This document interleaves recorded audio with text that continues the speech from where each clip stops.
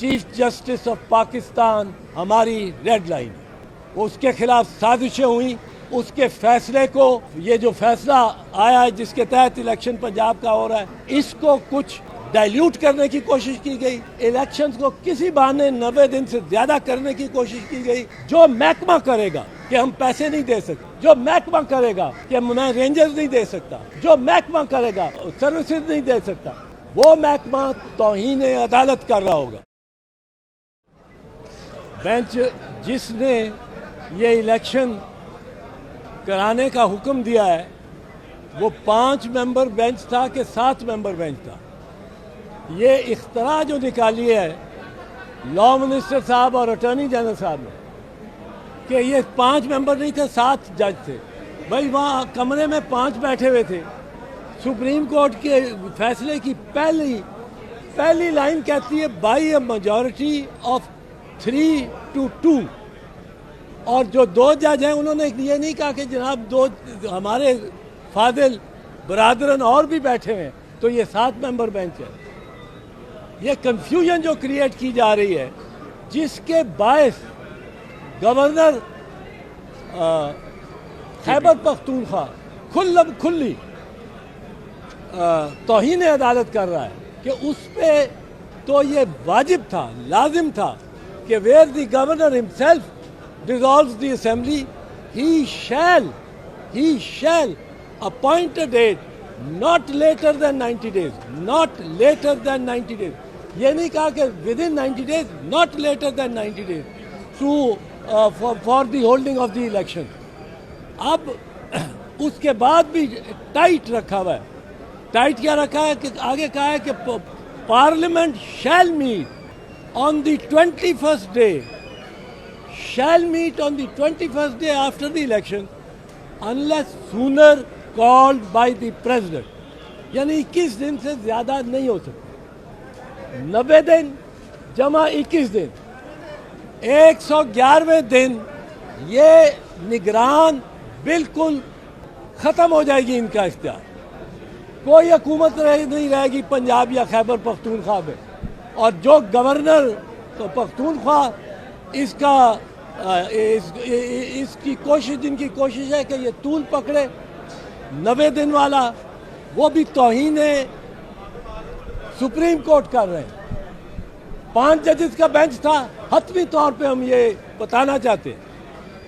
इस पे मैं एक चीज़ और आपको अर्ज कर दूं, ये मेरी बात गौर से सुनो।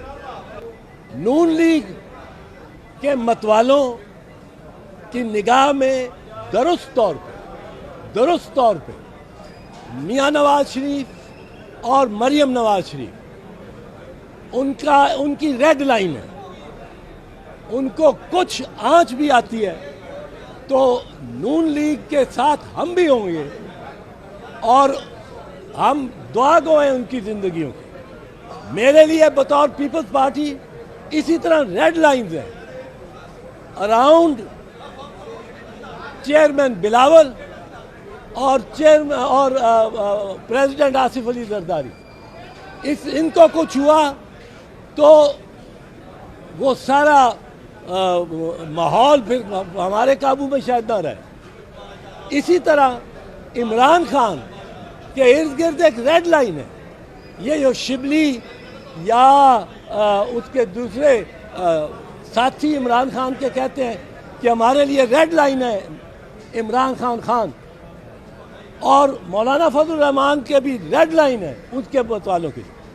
एक मैं अर्ज करना चाहता हूँ, जो साजिशें अब हो रही हैं वो चीफ जस्टिस ऑफ पाकिस्तान के खिलाफ हो रही। मैं पाकिस्तान के वकला की जानिब से ये उनका दर्द जानते हुए अर्ज करना चाहता हूँ कि चीफ जस्टिस ऑफ पाकिस्तान हमारी रेड लाइन है।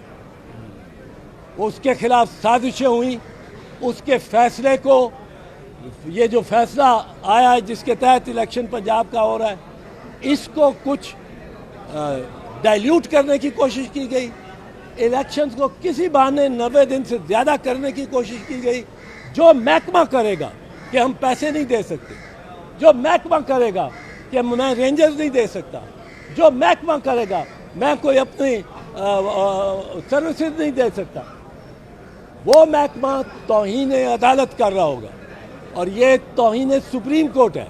اور میں شہباز شریف صاحب کو مؤدبانہ عرض کرنا چاہتا ہوں، ہم سمجھتے ہیں کہ نواز شریف اور مریم کو اگر خدا نہ خواستہ کچھ ہوا تو اس ملک میں معاشرے کو سنبھالنا بڑا مشکل ہوگا۔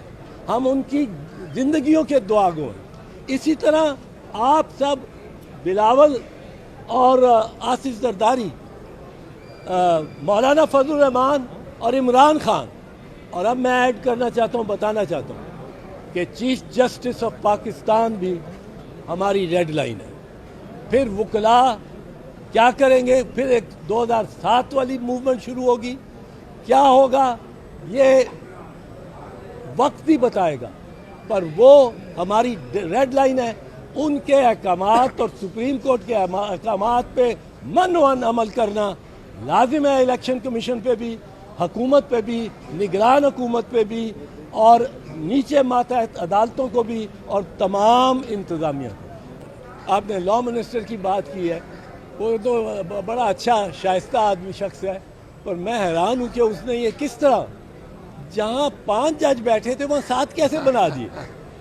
کسی نے دیکھا، کسی کیمرے کی آنکھ نے دیکھا، وہاں 2 دن بحث ہوتی رہی، تو وہ 7 جج تھے، وہ 2 دوسرے ججوں کی روحیں ساتھ بیٹھی ہوئی تھی، ہمیں تو نظر نہیں آئے۔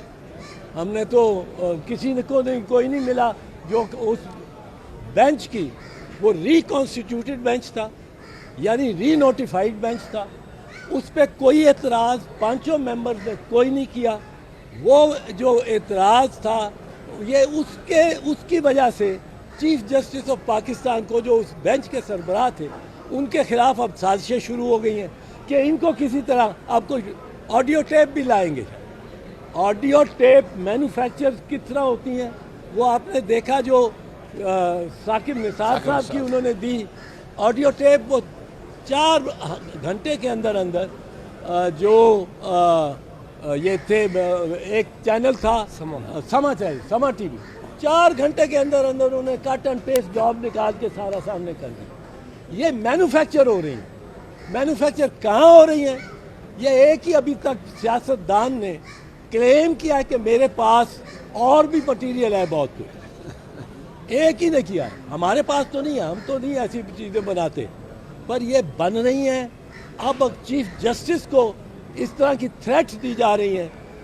یہ ایسا معاملہ ہے جس میں ہم وکلاء پاکستان کے پھر عدلیہ کے ساتھ کھڑے ہوں گے، چیف جسٹس کے ساتھ کھڑے ہوں گے۔ اندر بھی سازشیں ہو رہی، لندن یاترا سے جانے سے پہلے اس کے جلسوں میں بڑی جان تھی، اور جان اس نے ڈالی اس لیے تھی کہ وہ ہمت کر کے آئی تھی، نظر آ رہا تھا، پر اب اس کا بیانیہ غلط ہو گیا۔ اب اس کا بیانیہ جو ہے وہ الیکشن نہ ہو، پہلے نواز شریف کو بری کیا جائے سارے الزامات، یہ ڈکٹیٹ کر کے وہ کہہ رہی ہیں، پھر ایک سیاستدان کو سزا دی جائے اور اس کو اندر کیا جائے۔